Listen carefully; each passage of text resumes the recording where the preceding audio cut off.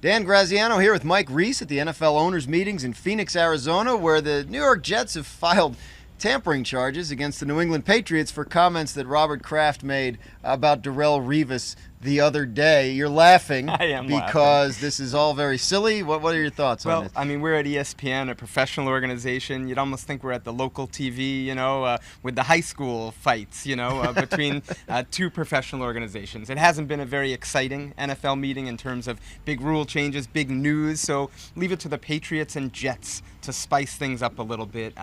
Robert Kraft, obviously, his remarks weren't tampering, but clearly the Jets making a statement that we think your initial claim of tampering is ridiculous in and of itself. These teams go way back then. Border War, Bill Parcells, Bill Belichick, Curtis Martin, Eric Mangini, illegal videotaping, now Darrelle Revis, tug of war.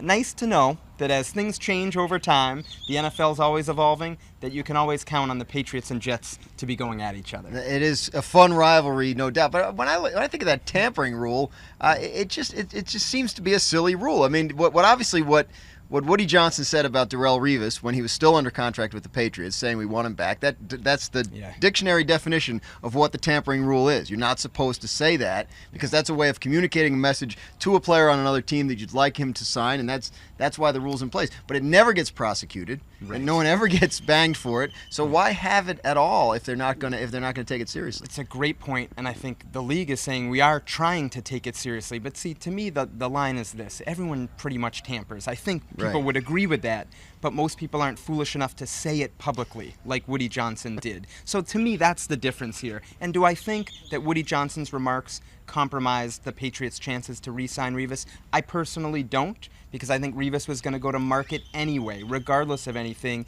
and was going to get what was coming to him. So I don't think in that respect the tampering hurt the Patriots, but technically it is a violation of the rule, so I am curious to see what the league does, if anything, to the Jets and Woody Johnson. But we don't think the Jets are going to succeed in their claim of tampering against the Patriots. I would say that's a long shot. I would think so, too. For more on all this silliness and all the rest of your NFL news and notes, keep it locked right here on ESPN.com.